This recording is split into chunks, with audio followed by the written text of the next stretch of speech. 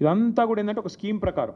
ఇక్కడ important point, పేరుకు పోయిన సంవత్సరమే రాష్ట్ర ప్రభుత్వం మాకు సుప్రీంకోర్టు తీర్పు రాగానే ఈ భూమిని మేము 75 కోట్లు పర్ ఎకరం మేము టీజీఐఏసీకి బదలాయిస్తున్నామని చెప్పి ఒక జీవో ఇచ్చింది. కానీ జీవో మాత్రమే ఇచ్చింది తప్ప ఆ ల్యాండ్ను ఎలియనేషన్ చేయలేదు, సేల్ డీడ్ చేయలేదు, మ్యూటేషన్ కూడా కాలేదు. అయినప్పటికీ తనకు చెందని భూమి, మ్యూటేషన్ అయితేనే నీ పేరు మీదకి ఓనర్షిప్ వస్తేనే ఆ ల్యాండ్ నీదన్నట్టు లెక్క. ఇప్పుడు హెచ్ఈయూ కూడా అదే అంటున్నారు కదా, హెచ్ఈయూకి ల్యాండే లేదు, హెచ్ఈయూ ల్యాండ్స్ అన్ని మావే అని గవర్నమెంట్ ఎందుకు అంటుంది?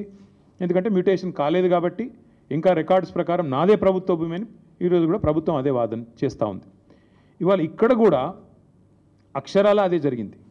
జనరల్గా ఇప్పుడు ఉదాహరణకి మీరు ఎవరైనా సరే వ్యక్తిగతంగా మనం ఒక ప్రాపర్టీ, మనకు ఒక ఇల్లో ఫ్లాట్ ఉందనుకోండి, లేదా ఒక ప్లాట్ ఉందనుకోండి, దాని మీద లోన్ తీసుకోవాలనుకుంటున్నారు తనఖా పెట్టి. జనరల్గా ప్రాసెస్ ఏముంటుంది? ఆ ఏరియాలో మీరు ఫలానా ఏరియాలో మీకు ఒక ఫ్లాట్ ఉంది, దాని యొక్క రిజిస్టర్డ్ వాల్యూ ఎంత, మీరు రిజిస్టర్ చేసుకున్నప్పుడు ప్రభుత్వానికి ఏ రిజిస్ట్రేషన్ రేట్ ప్రకారం మీరు డబ్బులు కట్టారు, స్టాంప్ డ్యూటీ ఎంత కట్టారు, దాన్ని బట్టి రిజిస్టర్డ్ వాల్యూ ఎంత. కాకపోతే జనరల్గా ఏముంటుంది, రిజిస్టర్డ్ వాల్యూకి జనరల్గా మార్కెట్ వాల్యూకి ఉండే కొంత అంతరం ఉంటుంది. ఆ మార్కెట్ వాల్యూ ఎంత, దాన్ని బేస్ చేసుకొని మీకు అల్టిమేట్గా లోను ఇస్తారు. ఎందుకంటే దాన్ని తనఖా పెట్టుకోనో లేకపోతే దాన్ని గ్యారంటీ కింద పెట్టుకొని మీకు ఇస్తారు. ఇక్కడ ఏం జరిగింది ఈ విషయంలో? ఒకటి కాదు, రెండు కాదు, అన్నిటినీ తుంగలో దొక్కుతూ ఈ ఫారెస్ట్ యాక్ట్ కానీ ఇందాక నేను చెప్పినట్టు అసలు ఓనర్షిప్ లేదన్న విషయం పక్కన పెట్టి TGIAC has no ownership of the land. TGIAC ఓ పేరుకు ఒక జీవో ఇచ్చారు తప్ప ఇంతవరకు సేల్ డీడ్ కాలేదు, ఎలినేషన్ కాలేదు, మ్యూటేషన్ కాలేదు. TGIAC is not the owner of the land. కానీ ఆ ల్యాండ్ను టీజీఐఏసీ, ఇక్కడ నేను ఊరికనేది మాట్లాడట్లేదు, this is the stamps and registrations department statement of encumbrance. ఏదైతే రేవంత్ రెడ్డి గారి ప్రభుత్వం ఈ భూములు తనకి కాకపోయినప్పటికీ ఏదైతే టీజీఐఏసీ ఆ బీకన్ అనే కంపెనీకి రాసిచ్చేసిందో దానికి సంబంధించిన వివరాలు. ఈసీ ఎన్కంబరెన్స్ మీరు కూడా దొరుకుతుంది, ఆన్లైన్ వెతికితే మీకు కూడా వెంటనే దొరుకుతుంది. తనది కాదు భూమి, కేవలం జీవో ఉంది తప్ప ఈరోజు వరకు సేల్ డీడ్ కాలేదు, మ్యూటేషన్ కాలేదు. అయినా తనది కాని భూమిని తాకట్టు పెట్టి టీజీఐఏసీ ముఖ్యమంత్రి గారు అదేదో వారెవరో బ్రోకర్ సంస్థ చెప్పిన దాన్ని పట్టుకొని పెట్టేసినారు. పెట్టేస్తే జనరల్గా ఏమవుతుంది, లోన్ ప్రాసెస్ స్టార్ట్ అయ్యేటప్పుడు 3-4 విషయాలు చూసుకుంటారు. ఏ బ్యాంక్ అయినా కూడా ఏం చూస్తారు? మార్కెట్ వాల్యూ ఎంత, రిజిస్ట్రేషన్ వాల్యూ ఎంత, ఇది ఒకవేళ నేను లోన్ ఇస్తే మళ్ళీ తిరిగి నాకు పైసలు వస్తాయా, ఇవన్నీ చూసుకొనే ఇస్తారు. కానీ ఇక్కడేం జరిగింది, అసలు ఈ భూమికి యాజమాన్య పత్రాలు లేవు, రిజిస్ట్రేషన్ డాక్యుమెంట్ లేదు. That itself is a big crime. First టీజీఐఏసీని, ఇండస్ట్రీస్ డిపార్ట్మెంట్ని, ఇండస్ట్రీస్ సెక్రటరీని జైల్లో వేసేంత పవర్ఫుల్ ఎవిడెన్స్ ఇక్కడే ఉంది. నీది కాని భూమి నువ్వు ఎట్లా అమ్ముతావు అసలు? ఇప్పుడు రంగారావు గారి భూమి లేదా ఆయనకు ఫ్లాట్ ఉంది, నేను తనఖా పెట్టి తీసుకున్నాను అనుకోండి డబ్బులు. ఫస్ట్ ఆఫ్ ఆల్ ఎవడన్నా ఇస్తే వాడిది తప్పే అవుతుంది, నాది కూడా తప్పే అవుతుంది. ఆయన నాది కాని దాన్ని తీసుకుపోయి నేను పెడితే నాది తప్పే, ఇచ్చే ఇన్స్టిట్యూషన్ కూడా తప్పే అవుతుంది. అట్లాగే ఇక్కడ తనకు సంబంధం లేని భూమిని ఇవాళ రిజిస్ట్రేషన్ పత్రం లేదు, యాజమాన్య పత్రం లేదు, ఏది లేకపోయినప్పటికీ ఒక నామమాత్రపు జీవో, అది కూడా ఎప్పుడు ఇచ్చారు? 26/6/2024లో జీవో నెంబర్ 54 ప్రకారం ఇచ్చేస్తున్నాం భూములు అని చెప్పి పేపర్ మీద మాత్రం ఇచ్చేసినారు. పేపర్ మీద తప్ప తర్వాత ఫాలో అప్ లేదు, సేల్ డీడ్ లేదు, రిజిస్ట్రేషన్ లేదు, మ్యూటేషన్ లేదు, ఏది జరగలేదు. కేవలం టైటిల్ ట్రాన్స్ఫర్ కూడా కాకుండానే నాది అని టీజీఐఏసీ బ్యాంకుల దగ్గరికి, బ్రోకర్ల దగ్గరికి పోయింది. That is the biggest crime number 1. రెండవది, ఈ మోసపూరితమైన ఈ ఫైనాన్షియల్ ట్రాన్సాక్షన్ని ఆమోదించడం రెండో కుంభకోణం.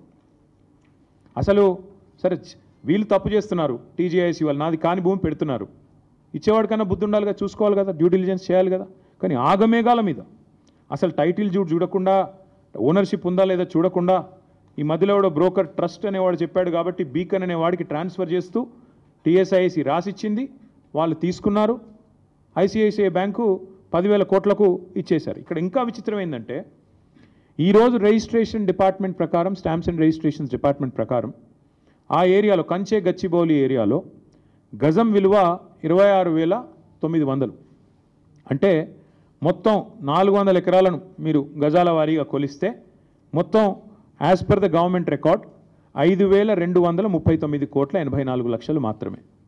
కానీ గవర్నమెంట్ ఏం చేసింది, 5,239 కోట్ల విలువైన భూమి అని ఒకవైపు స్టాంప్స్ అండ్ రిజిస్ట్రేషన్ డిపార్ట్మెంట్ చెప్తుంటే, కాదు ఇది 30,000 కోట్ల విలువైన భూమి అని చెప్పి రెవెన్యూ డిపార్ట్మెంట్ వాళ్ళు, ఏ రెవెన్యూ డిపార్ట్మెంట్ కిందనైతే స్టాంప్స్ అండ్ రిజిస్ట్రేషన్స్ పనిచేస్తుందో అదే రెవెన్యూ డిపార్ట్మెంట్ వాళ్ళు no this is valued at 75 crores per acre అని చెప్పి, దానికి కోకాపేటలో నియోపోలిస్లో 100 కోట్లు వచ్చింది, అక్కడి నుంచి ఇది ఒక 5-6 కిలోమీటర్ల దూరంలో ఉంటుంది, కాబట్టి దీన్ని 75 కోట్లకు మేము అమ్ముతున్నాము అని చెప్పి టీజీఐఏసీకి వాళ్ళు జీవో ద్వారా మేము ఇస్తున్నామని చెప్పి పాస్ చేసినారు.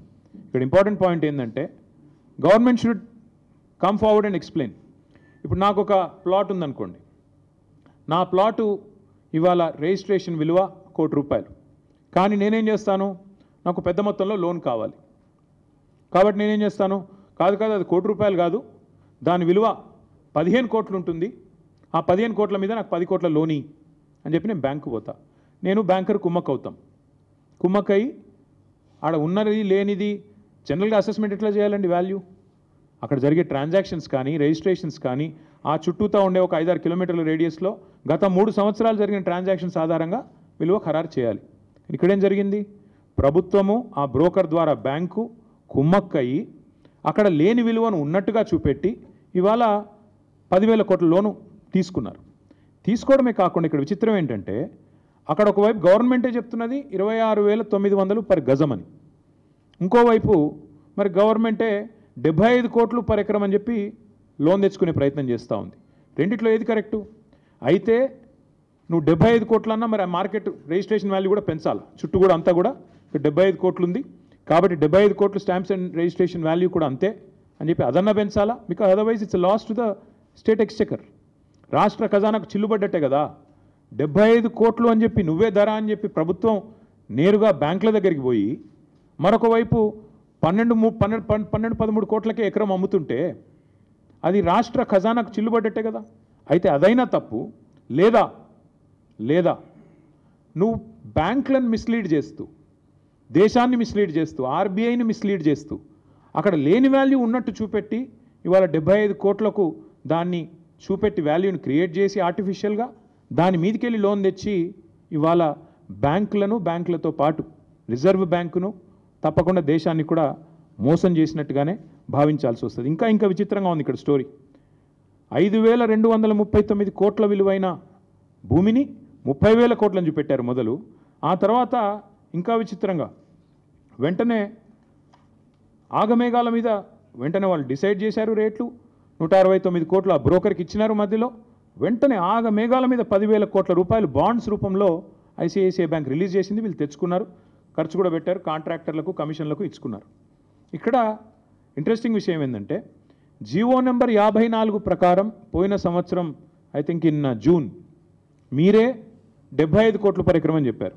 దానికి కోకాపేటలో ఉండే 100 కోట్లు per ఎకరం అనే ఆప్షన్ని ఒక ఎగ్జాంపుల్గా బెంచ్ మార్క్ కింద మీరే చూపెట్టారు. కానీ వితిన్ 5 months జూన్లో మీరే జీవో ఇస్తారు, 75 కోట్లు అంటారు.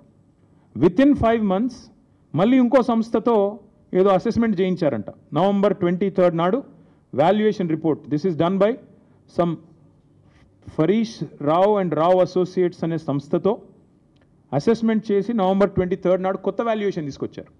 లేదు మేము చెప్పింది తప్పు, ఆ జీవోలో చెప్పింది తప్పు, 75 కోట్లు అనేది దాన్ని తగ్గిస్తున్నాము అని చెప్పి కేవలం 75 కాదు 52 కోట్లు అని చెప్పి మళ్ళీ ఒక రిపోర్ట్ తయారు చేశారు. This is November 23. అంటే వై డిడ్ ఇట్ చేంజ్? ఏం మారింది? 5 నెలల్లో 23 కోట్లు ఎందుకు తగ్గింది? ప్రభుత్వం సమాధానం చెప్తుందా? చెప్పదు. బ్యాంకర్ సమాధానం చెప్తాడా? చెప్పడు. దీని వెనకాల జరిగిన మతలబ్ ఏంది? చెప్పరు. ఇంకా విచిత్రం చెప్తాను నేను మీకు. అంటే 30,000 కోట్లు వెంటనే ఏం జరిగింది? దీనివల్ల వాల్యుయేషన్ రివైజ్ చేయడం వల్ల 20,000 కోట్లకు తగ్గింది. దాని తర్వాత మళ్ళీ ఇంకొకటి చేశారు. దాని తర్వాత ఏంది? కొత్తగా మళ్ళీ ఏదో రిలయబుల్ వాల్యూ అసెస్మెంట్ అని ఇంకోటి చేసిండ్రు. రిలయబుల్ వాల్యూ అసెస్మెంట్ అంట. గవర్నమెంటే 75 కోట్లు అని చెప్పింది మార్చ్లో. తర్వాత గవర్నమెంటే అపాయింట్ చేసిన కన్సల్టెంట్ దాన్ని తగ్గిస్తూ 52 కోట్లు అని చెప్తాడు. ఆ తర్వాత మళ్ళీ బహిరంగ మార్కెట్లో రిలయబుల్ వాల్యూ అసెస్మెంట్ అని చెప్పి మళ్ళీ తగ్గించారు. తగ్గించి 41.6 crore అని చెప్పి ఈరోజు 400 ఎకరాలను మొత్తంగా 30,000 కోట్ల నుంచి ఈరోజు 16,640 కోట్లకు వాల్యుయేషన్ని కుదించారు.